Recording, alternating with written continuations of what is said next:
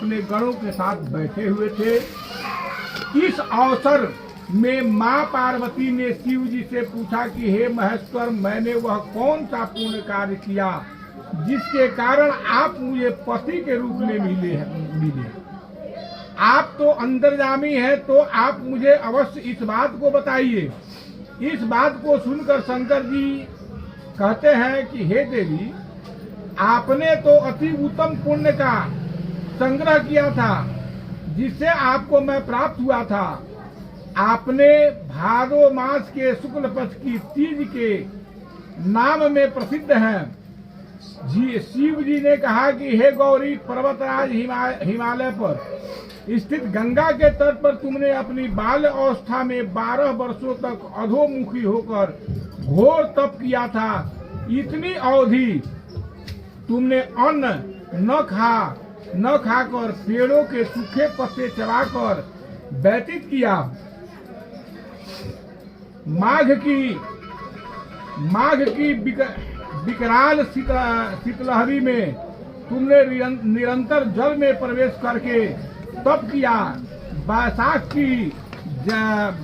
की जला देने वाली गर्मी में तुमने पंचाग्नि से शरीर को तपाया।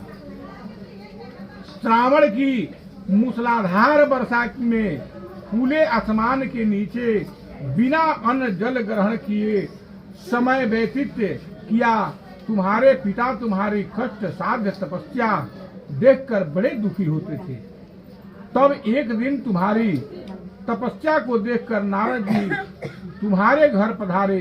तुम्हारे पिता ने हृदय से अतिथि सत्कार करके उनके आने का कारण पूछा। नारद जी ने कहा कि गिरिराज, मैं भगवान विष्णु के भेजने पर यहाँ और उपस्थित हुआ हूँ। आपकी कन्या ने बड़ा कठोर तप किया है, इससे प्रसन्न होकर मैं आपकी सुपुत्री से विवाह वे आपकी भगवान विष्णु का खबर लेकर प्रसन्न होकर वे आपकी सुपुत्री से विवाह करना चाहते हैं कि भगवान विष्णु। इस संदर्भ में आपकी राय जानना चाहता हूँ। नारद जी की इस बात को सुनकर गिरिराज गदगद हो। उनके तो जैसे सारे क्लेश ही दूर हो गए। प्रसन्न होकर वे बोले, श्रीमान, यदि स्वयं विष्णु मेरी कन्या का वरण करना चाहते हैं तो भला मुझे क्या आपत्ति हो सकती है। वे तो साक्षात ब्रह्म है।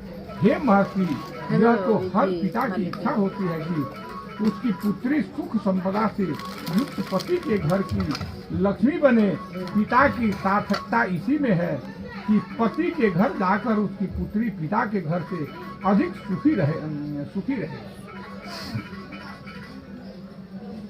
तुम्हारे पिता की स्वीकृति पाकर नारद जी विष्णु के पास गए और उनसे तुम्हारे ब्याह की निश्चित होने का समाचार सुनाया। मगर इस विवाह संबंध की बात जब तुमने कान में पड़ी तो तुम्हारे दुख का ठिकाना न रहा। तुम्हारी एक सखी ने तुम्हारी इस मानसिक दशा को समझ लिया और उसने तुमसे उस विक्षिप्तता का कारण जानना चाहा। तब तुमने बताया, मैंने सच्चे हृदय से भगवान शिव शंकर का वर्ण किया है, किंतु मेरे पिता ने मेरा विवाह भगवान विष्णु से निश्चित कर दिया है। मैं विचित्र धर्म संकट में हूँ। अब क्या करूँ? प्राण छोड़ देने के अतिरिक्त अब कोई उपाय शेष नहीं बचा है। तुम्हारी सखी बड़ी ही समझदार और सूझबूझ वाली थी। उसने कहा, सखी, प्राण त्यागने का इसमें कारण ही क्या है? संकट के मौके पर धैर्य से काम लेना चाहिए। नारी के जीवन की सार्थकता इसी में है कि पति रूप में हृदय से जिसे एक बार स्वीकार कर लिया, जीवन पर्यंत उसी से निर्वाह करे। सच्ची आस्था और एक निष्ठा के समक्ष तो ईश्वर को भी समर्पण करना पड़ता है। मैं तुम्हें घनघोर जंगल में ले चलती हूँ, जो साधना स्थली भी हो और जहाँ तुम्हारे पिता तुम्हें खोज भी न पाए, वहाँ तुम साधना में लीन हो जाओ। मुझे विश्वास है कि ईश्वर अवश्य ही तुम्हारी सहायता करेंगे। तुमने ऐसा ही किया। तुम्हारे पिता तुम्हें घर पर न पाकर बड़े दुखित तथा चिंतित हुए। वे सोचने लगे कि तुम जाने कहाँ चली गई। मैं विष्णु से उसका विवाह करने का प्रण कर चुका हूँ। यानी यदि भगवान विष्णु बारात लेकर आ गए और कन्या घर पर न हुई तो बड़ा अपमान होगा। मैं तो कहीं मुंह दिखाने के योग्य भी नहीं रहूंगा। यही सब सोचकर गिरिराज ने जोर जोर से तुम्हारी खोज शुरू कर दिया।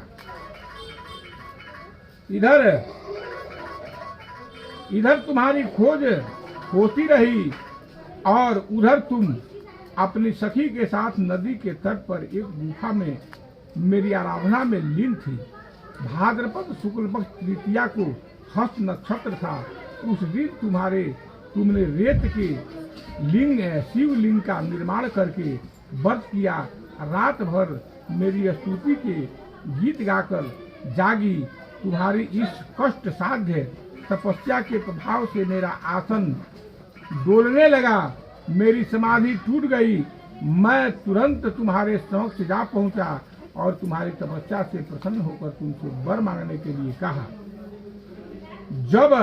तब अपनी तपस्या के फल स्वरूप मुझे अपने समक्ष पाकर तुमने कहा, मैं हृदय से आपको पति के रूप में वर्ण कर चुकी हूँ। यदि आप सचमुच मेरी तपस्या से प्रसन्न होकर आप यहाँ पधारे हैं तो मुझे अपनी अर्धांगिनी के रूप में स्वीकार कर लीजिए। तब मैं तथास्तु कहकर कैलाश पर्वत पर लौट आया। प्रातः होते ही तुमने पूजा की समस्त सामग्री को नदी में प्रवाहित करके अपने सहेली सहित व्रत का पारण किया। उसी समय अपने मित्र बंधु दरबारियों सहित गिरिराज तुम्हें खोजते खोजते वहां पहुँचे और तुम्हारी इस कष्ट साध्य तपस्या का कारण तथा उद्देश्य पूछा। उस समय तुम्हारी दशा को देखकर गिरिराज अत्यधिक दुखी हुए और पीड़ा के कारण उनकी आंखों में आंसू उमड़ आए थे। तुमने उसके आंसू पोंछते हुए विनम्र स्वर में कहा, पिताजी, मैंने अपने जीवन का अधिकांश समय कठोर तपस्या में बिताया है। मेरी इस तपस्या का उद्देश्य केवल यही था कि मैं महादेव को पति के रूप में पाना चाहती थी। आज मैं अपनी तपस्या की कसौटी पर खरी उतर चुकी हूँ। आप क्योंकि विष्णु से मेरा विवाह करने का निर्णय ले चुके थे, इसलिए मैं अपने आराध्य की खोज में घर छोड़कर चली आई। अब मैं आपके साथ इसी शर्त पर घर जाऊंगी कि आप मेरा विवाह विष्णु से न करके महादेव जी से करेंगे। गिरिराज मान गए और तुम्हें घर ले गए। कुछ समय के पश्चात शास्त्रोक्त विधान पूर्वक उन्होंने हम दोनों का विवाह सूत्र में बांध दिया। हे पार्वती, भाद्रपद की शुक्ल पक्ष तृतीया को तुमने मेरी आराधना करके जो व्रत किया था, उसी के फल स्वरूप मेरा तुमसे विवाह हो सका। इसका महत्व यह है कि मैं इस व्रत को करने वाली कुमारियों को मनोवांछित फल देता हूँ। इसलिए सौभाग्य की इच्छा करने वाली प्रत्येक युवती को यह व्रत पूरी एक निष्ठा तथा आस्था से करना चाहिए। बोलिए आनंद गंगा भगवान की जय, बाबा महादेव की जय, पार्वती मैया की जय, गंगा मैया की जय। ओम महादगे न जगमय दंत देवासान धर्माणि ब्रह्मांडा सन्नहते हमाकं महिमानः ससंगजत पूर्वे साध्याः शांति देवाः।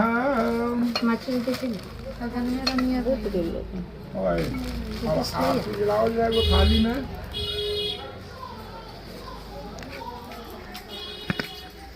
भले थोड़ा लेट हो जाए।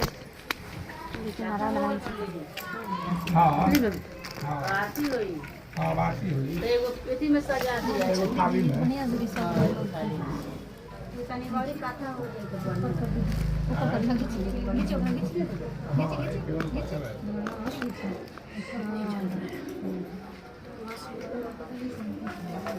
हाँ कहाँ बड़ो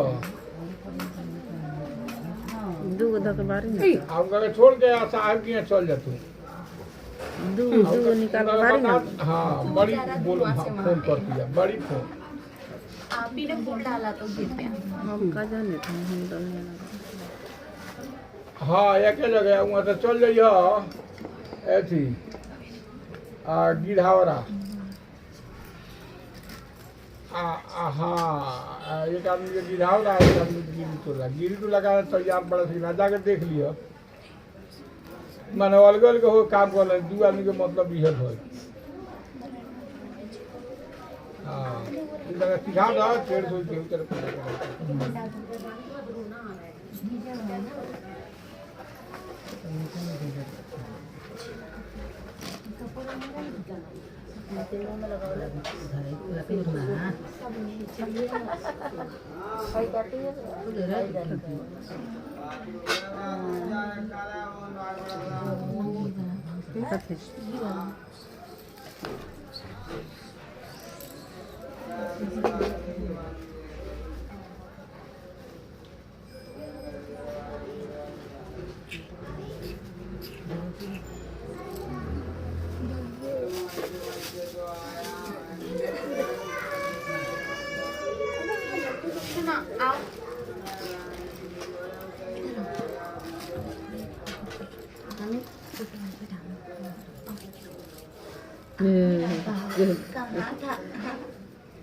हो गया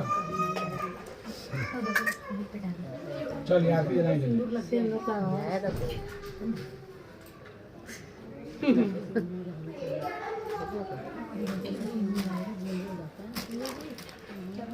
शंखों के बजावे ला हम तो ना बाजी सो आनंद भाई शंख बजाए हाँ बजा खड़ा हो जा बड़की बजा दी भौजी बजाइए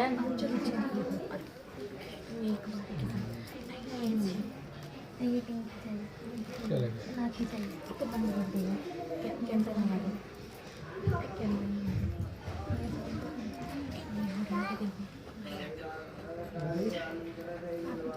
खड़ा हो जा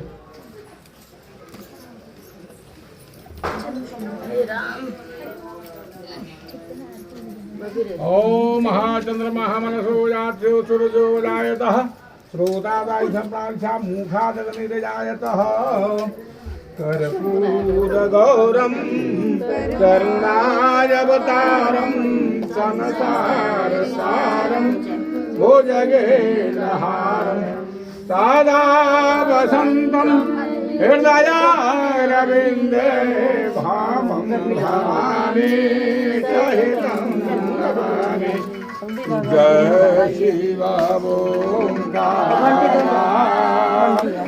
हरि भाजा सेवा ओंकार हो मान रात सेवा ओंकार ब्रह्मा विष्णु सदा मोले मोले नाथ महादेव हर धागे धारा ओम हर हर हर महादेव एकानन चतुरानन पंचानन राजे हो शिव पंचानन राजे हंसासन गरुड़ासन हंसासन गरुड़ासन वाहन ओम हर हर हर महादेव भूज चार चतुर्भुजा दस भुजाया तेजो हो शिव दस भुजाया तेजो तीनों रूप निरखता शिवाजी के रूप चमकता शिवाजी के रूप चमकता त्रिभुवन जाना मोहे ओम हर हर हर महादेव अक्षमाला बलमाला वृंदमाला धारी हो देव वृंदमाला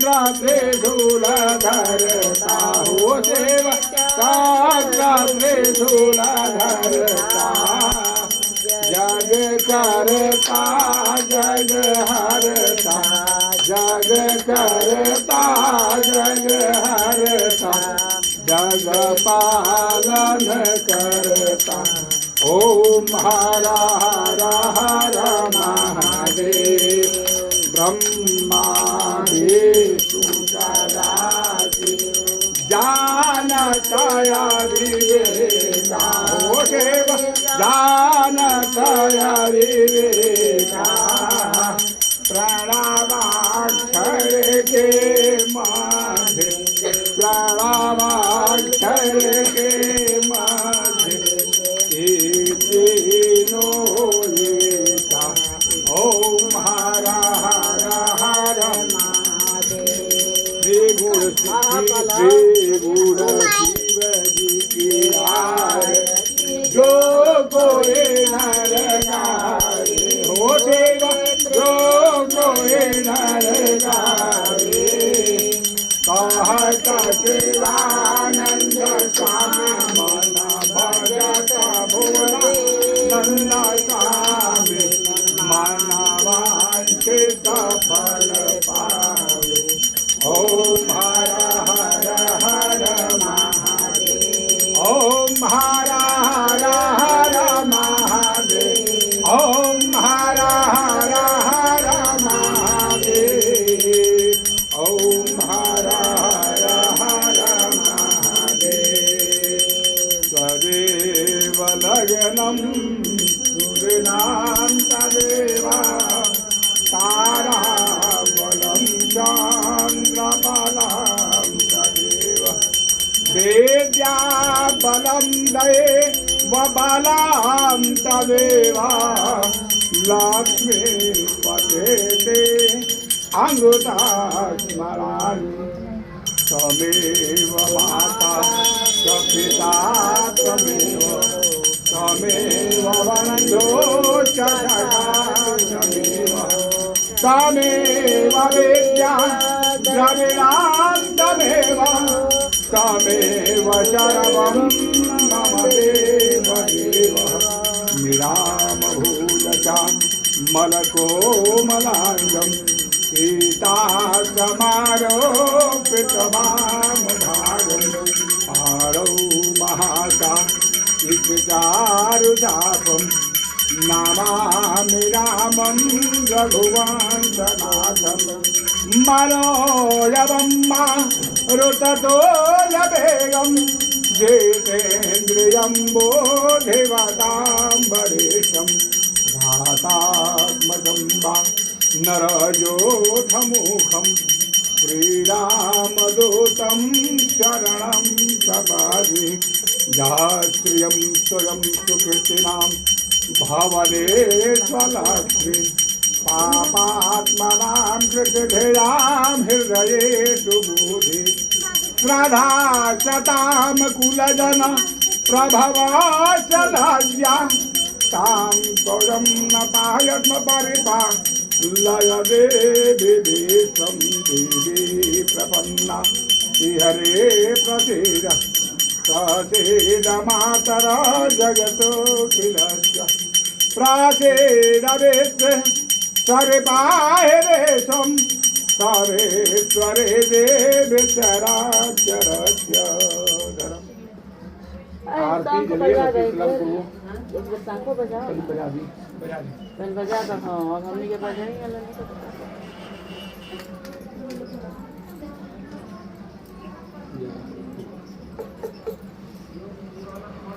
बात जला अच्छा हो गया आप ये तो नहीं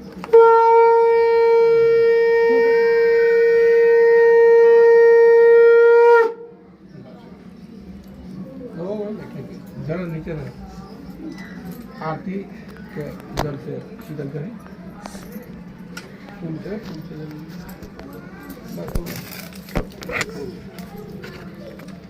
ना उल्टा बेहतर है उलट के हाँ ठीक है अच्छा अगला बात है देवादे भवि देवाभिवन्दनं देव्याभिवन्दनं देव्याभिवन्दनं देवाभिवन्दनं लोकाभिवन्दनं परलोकाभिवन्दनं प्रलोकाभिवन्दनं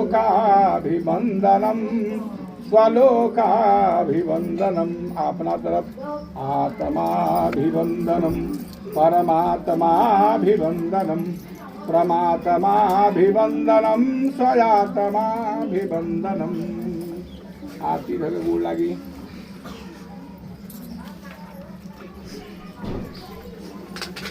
अब आरती अपन गोड़ लागे बोल जाओ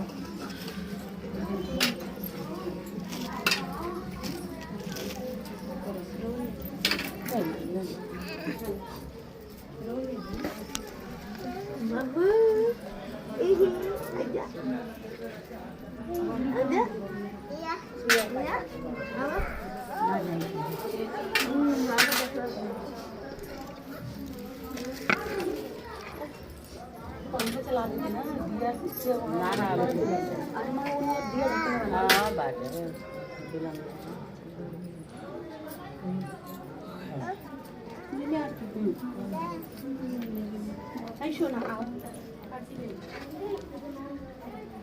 तने बाबू का रहा चलो दादा आरती तने आप सभी लोग फूल ले ले हाथ में मंत्र पुष्पांजलि के लिए